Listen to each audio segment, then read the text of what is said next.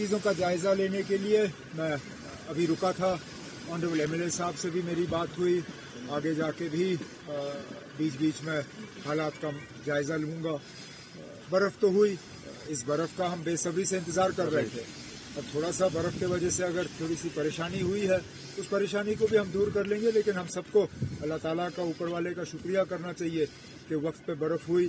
اور جو سوکھا پڑ گیا تھا دسمبر کے بعد, پورا جموں کشمیر میں سوکھا پڑا ہوا تھا, کم از کم وہ سوکھا ٹوٹ گیا ہے.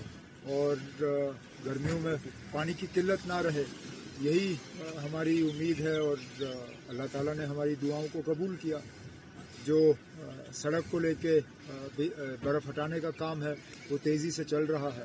اور بجلی عام طور پہ زیادہ تر ریسٹور ہوا ہے. کچھ دور دراز علاقے جہاں بہت زیادہ برف باری ہوئی ہے وہاں تھوڑا ٹائم لگ رہا ہے, لیکن انتظامیہ کی طرف سے مجھے بتایا گیا کہ آج شام تک تمام جگہوں کو جو ہے ریسٹور کیا جائے گا.